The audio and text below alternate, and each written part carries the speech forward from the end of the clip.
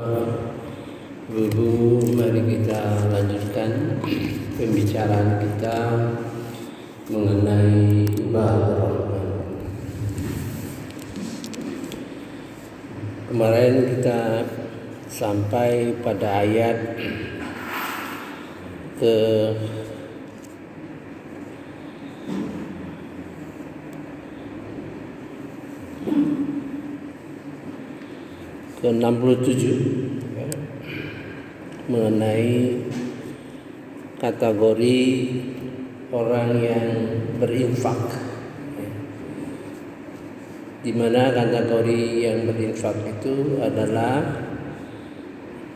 yang tidak berlebihan dan tidak pelit. Jadi kita kategorikan orang yang berinfak itu sudah masuk kategori yang rasional, sehingga efektivitas daripada infak itu bermanfaat. Semua yang kita bicarakan ini adalah dari sisi dinamis. Artinya bagaimana infak itu bergerak, dari yang orang yang terikat secara emosi, secara emosional, yang berinfak dalam keadaan sempit atau lapang, itu punya karakteristik sendiri kan. Kemudian orang berinfak tidak berlebihan, tidak boros, punya karakteristik sendiri dan menunjukkan tingkat yang lebih tinggi dari kata-katanya dalam Al-Quran. Kalau yang berinfak dalam keadaan lapang maupun sempit, bahasanya alladzina yunfiku.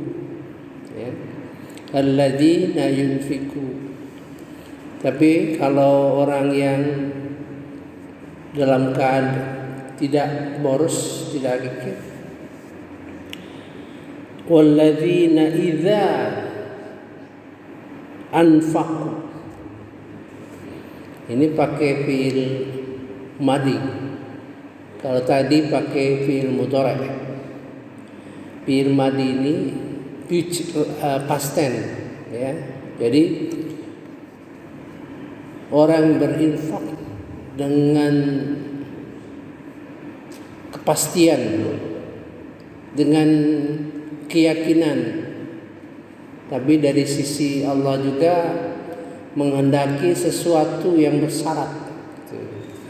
Kalau dalam surah Al-Imran, yaitu orang yang berinfak, yang akan berinfak, kayak future, pakai past tense.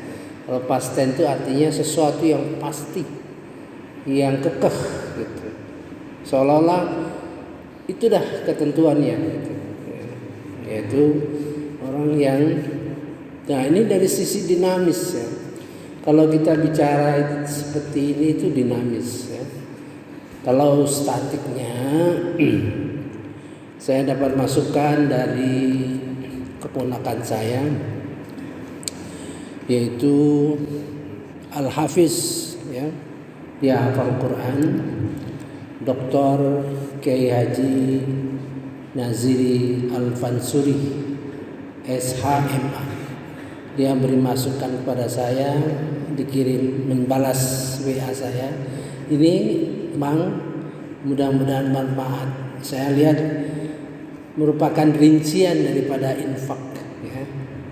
Rincian daripada infak di mana infak itu bisa yang bersifat wajib ya, seperti zakat ya. Kemudian memberi nafkah ya. Hutang, bayar hutang gitu ya. Kemudian ada yang sifatnya sunnah gitu. Beri hadiah, berkorban ya. Jadi itu merupakan sisi statik, ya, statik. Jadi terdiri dari kewajiban-kewajiban kita sebagai pribadi, ya. Namun yang dibicarakan di dalam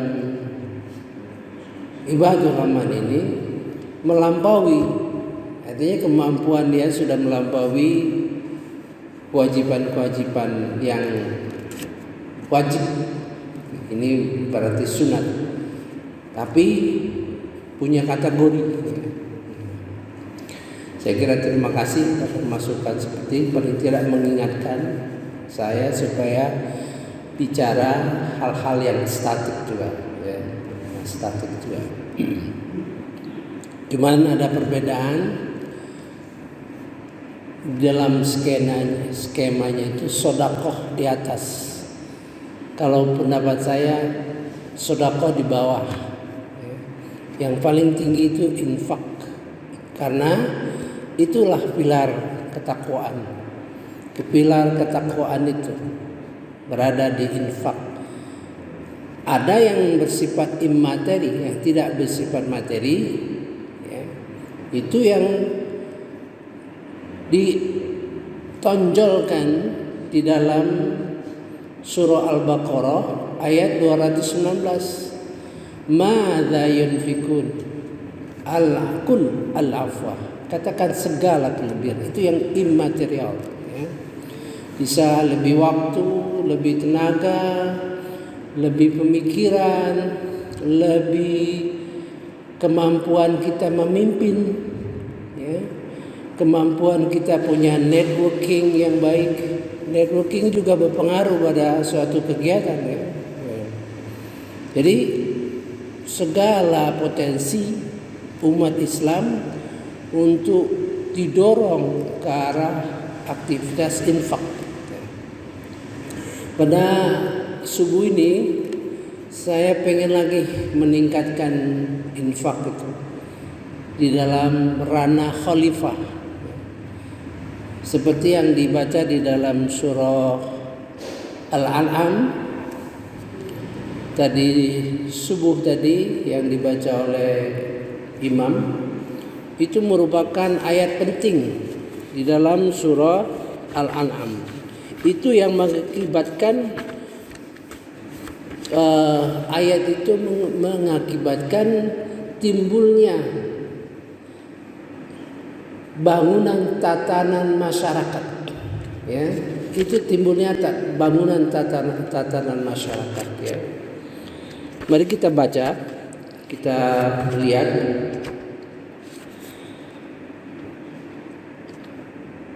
halaman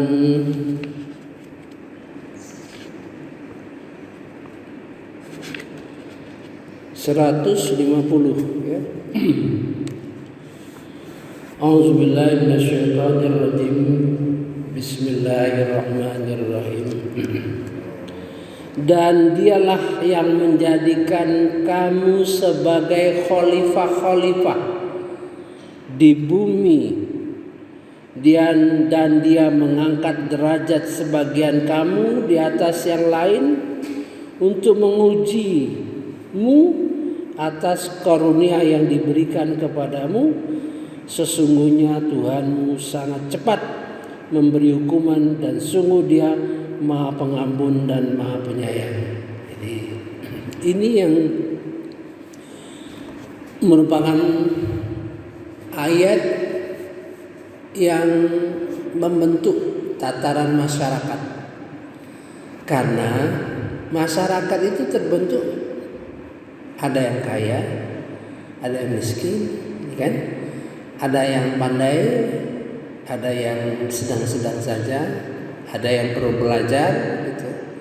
Nah, perbedaan-perbedaan itulah mendorong kita bekerja sama, ya kan? Kalau yang kaya, misalnya dia punya usaha, maka orang-orang yang tidak punya itu bekerja. Itu dia di dalam ayatnya juga ada ayatnya. Jadi saya selalu yang saya bicarakan itu dasarnya ayat, ya, ayat, ya. Jadi kita tidak sempat meneliti ayatnya, nanti tidak sampai tercapai apa yang kita bicarakan, ya. Jadi ayat itu yang mendorong kita bekerja sama. Nah, timbul ketatanan masyarakat, maka disebut khalifah. Jadi kita jangan terlalu jauh, ya. Misalnya ada khilafah yang sekarang sedang digembar-gemborkan, ya. Sebenarnya kewajiban kita sebagai khalifah itu yang perlu, karena khalifah itu adalah kita, ya. Saya bacakan lagi, ya. Wa huwa ja'alakum khaifal. Penting, ya, kalau 6 harkat itu penting gitu. Dia yang menjadikan khalifah di bumi ini, ya. Dengan cara wa rafa'a ba'dakum fawqa ba'din darajat, ya. Dia mengangkat sebagian kamu atas sebagian yang lain beberapa derajat. Sengaja Allah ciptakan itu, ya. Linabluwakum fima atakum. Dia berluakum untuk menguji kalian, ya. Fima atakum, atas karunia yang diberikan kepadamu, pada kalian. Makanya saya akan berikan ilustrasi kemarin, bagaimana suatu masyarakat, ya, yang memberi infak, yang kaya dengan yang menerima infak, yang miskin, sama-sama diuji. Jangan merasa yang kaya enak, merasa karena Allah menentukan kita menjadi orang kaya, orang berada. Orang miskin pun jangan sedih, karena Allah yang menentukan. Oleh sebab itu, kita harus punya sikap bahwa apa yang kita berikan itu adalah membagikan, menyalurkan rahmat Allah kepada kita, untuk kepada saudara-saudara kita, dengan sikap syukur, tawadu.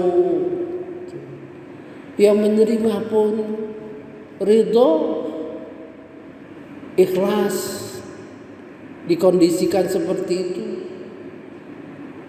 Oleh sebab itu, yang kaya, yang miskin, ini di dalam omongan saya ini semua ayat-ayat, ya. Cuman nggak bisa kita ceritakan supaya kita guyup, ya. Jangan ada sekat. Gimana caranya supaya tidak ada sekat antara orang yang kaya, orang yang berada, dengan orang yang tidak berada? Itu diperintah kepada Nabi Muhammad SAW. Dibiarkan sahabat-sahabat yang gak punya berada di depan rumah dia, di sofa itu. Kalau kita ke Masjid Madinah, itu kan ada rumahnya Rasulullah SAW, ya kan? Kalau kita bergerak dari arah depan terus ke belakang, itu sebelah kiri rumah beliau. Nah, di depan rumah beliau itu ada sofa namanya. tempat para sahabat kumpul, ya. Jadi betul-betul yang kaya, yang miskin sama-sama ridho, dan dua belah pihak wajib menciptakan kondisi seperti itu. Karena secara alami ya, orang yang nggak punya itu pasti menyisih gitu. Pasti menepi gitu. Apa maunya dia itu? Menepi dari orang kaya. Jadi kewajiban orang kaya yang mendekati. Kebetulan kita kaya, berada, apa kita mau? Memang kita mau seperti itu. Bagaimana kalau situasinya dibalik? Nah, dua-dua ini diuji, ya, dalam rangka melaksanakan tugas-tugas. Oleh sebab itu di masjid kita dorong supaya yang duafa sama-sama ikut pengajian. Jangan sampai yang ikut pengajian itu yang berada aja. Yang berada aja, ya. Itu yang dimaksud mencari ridhonya Allah Subhanahu wa taala. Ridhonya Allah Subhanahu wa taala semua tatanan masyarakat yang ingin dimaui dalam Quran. Ya, tatanan masyarakat yang dimaui dalam Quran itu. Jadi kita harus berusaha, terutama masjid ya, yang punya power lah untuk menghidupkan kehidupan masyarakat seperti itu. Jadi tatanan masyarakat itu terbentuk dan khalifah terbentuk. Khalifah itu bukan pemimpin politik saja, ya. Mari kita lihat ayat di dalam surah Al-Hadid, ya.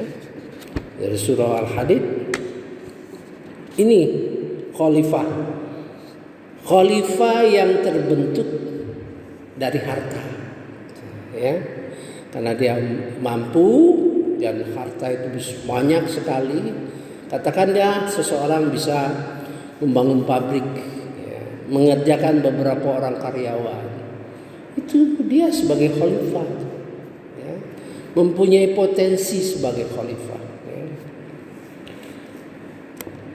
Mari kita baca di ayat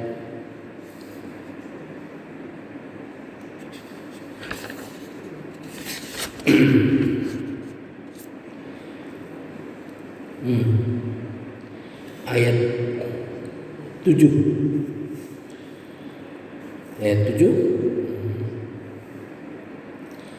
Ini ayat turun, ya, ayat turun berkenaan dengan Utsman bin Affan radhiyallahu anhu dalam perang Tabuk.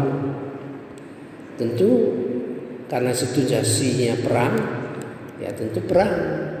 Tapi kalau situasi tidak perang, ya tidak perang, ya. Jadi turun ayat ini. Berimanlah kamu kepada Allah dan Rasul-Nya, dan infakkanlah di jalan Allah sebagian dari harta yang telah menjadikan kamu sebagai penguasa. Jadi harta itu karena banyaknya, ya, karena kayanya kita, gitu, maka kita memperoleh amanat sebagai pengusaha, sebagai pemegang. Nah, di situ khalifah. Sebenarnya ini ada kata khalifah, cuman tidak disebut khalifah, ya. Mustakhlafina fi. Ya, jadi orang-orang yang menguasai harta itu. Sebenarnya dari khalifah. Sumber katanya khalafa. Jadi di sini orang tuh. Ya. Aminu billahi wa rasuli wa anfiku. Lain lagi perintahnya wa anfiku, ya. mimma ja'alakum mustakhlafina fi falladzina amanu minkum, maka ada orang yang beriman di antara kalian, wa anfaqu lahum ajrun kabir, maka bagi mereka itu pahala yang besar. Jadi khalifah karena harta. Kalau yang bersangkutan bisa menjalankan, ya, misalnya dia mendirikan pabrik, ya, mendirikan pabrik dengan hubungan karyawan-karyawannya yang lebih islami, ya. Kalau waktu sholat ada banyak di WA itu kan, perusahaan-perusahaan yang membolehkan karyawannya sembahyang asar, sembahyang zuhur, malah disediakan makan, ya. Kemudian mungkin di dalam hubungan perburuannya seperti bank muamalat misalnya, itu kalau karyawan itu otomatis pajaknya dibayar oleh perusahaan, zakatnya gitu. Nah itu membangun khalifah karena harta, ya. Jadi 3 ya. 1, orang yang berinfak dalam hubungan emosional, gitu kan. 2, orang yang berinfak dalam hubungan rasional.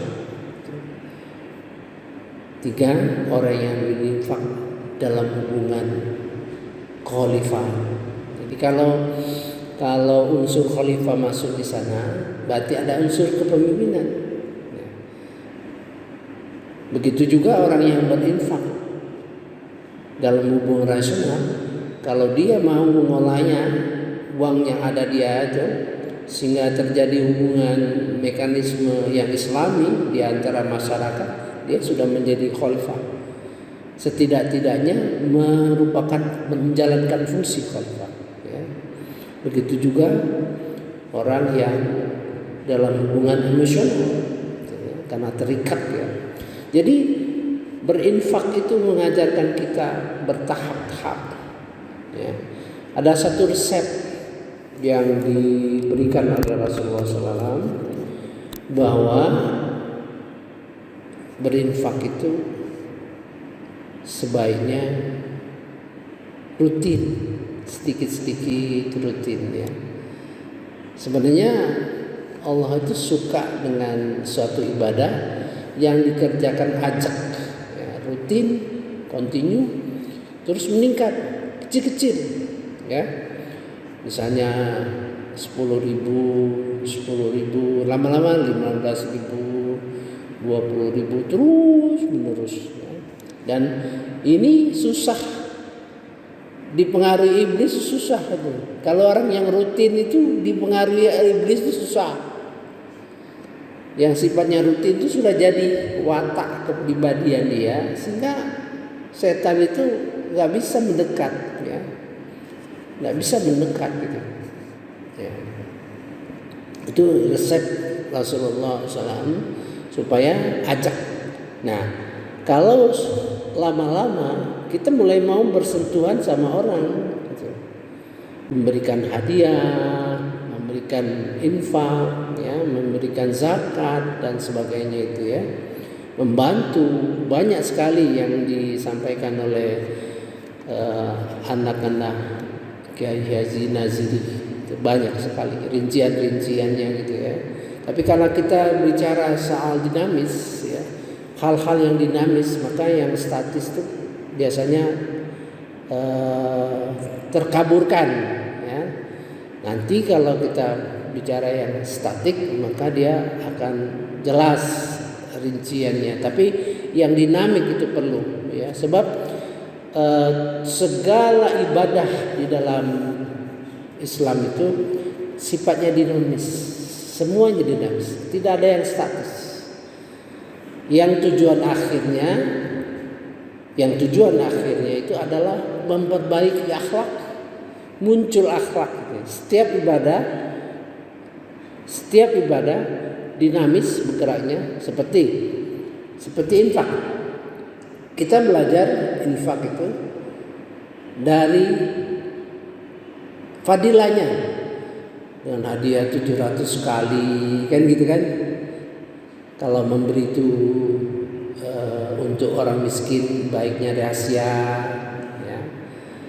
Tapi kalau organisasi yang harus terbuka kan, terbuka itu untuk menghindari fitnah. Dengan terbuka itu menghindari fitnah dan sebagainya. Terus kemudian masuk mulai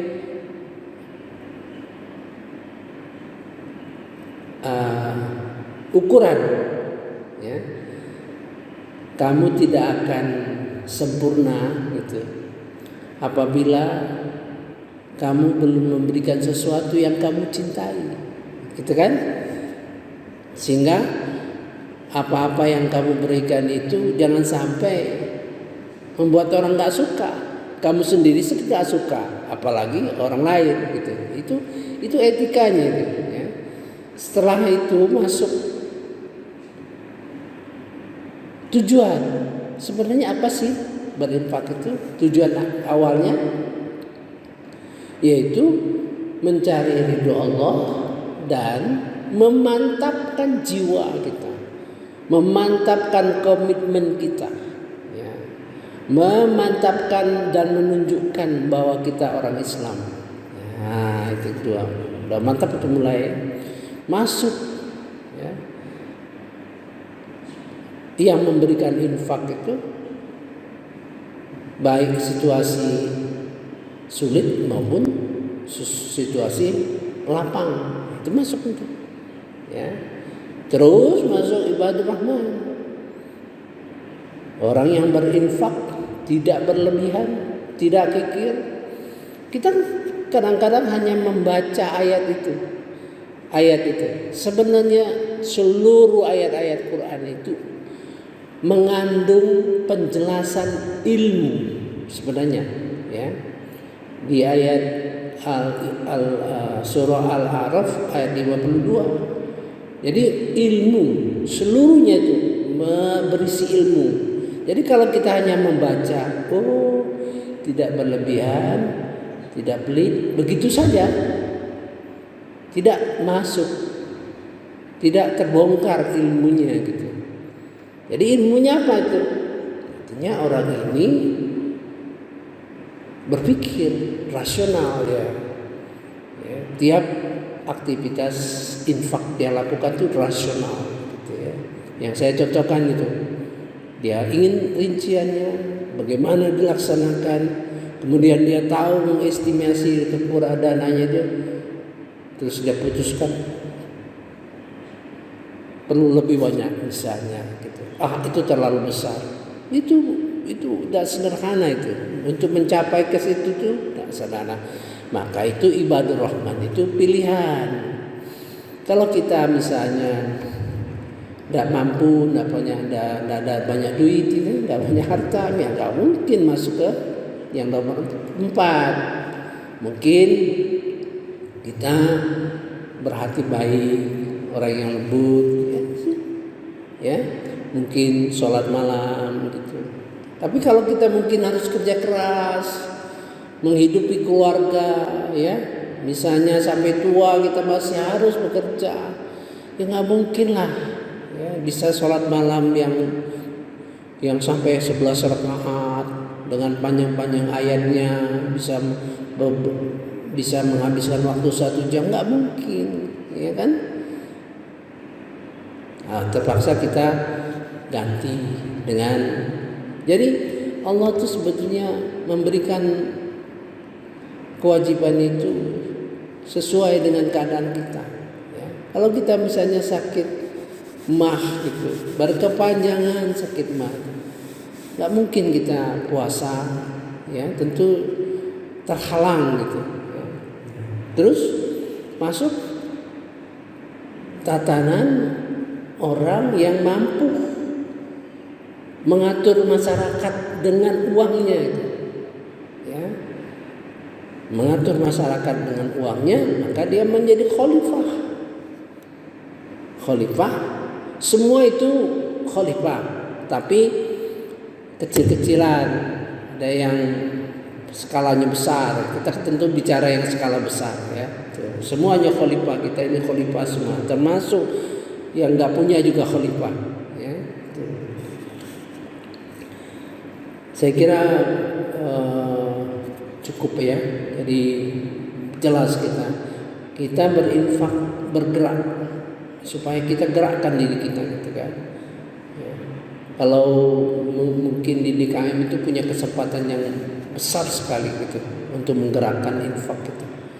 Walaupun mungkin kita kontribusi sedikit, tapi bisa menggerakkan yang banyak gitu, ya. Saya kira cukup sampai sini dulu. Kita ucapkan terima kasih kepada Dr. Kiai Haji Nazili Al-Fatsari yang memberikan masukan kepada saya, khususnya kepada mamangnya, yang keponakan. Jadi bermanfaat untuk melihat sisi statik daripada infak itu. Wallahu alam. Subhanakallahumma wa bihamdika asyhadu an la ilaha illa anta astaghfiruka wa atubu ilaik. Assalamualaikum warahmatullahi wabarakatuh.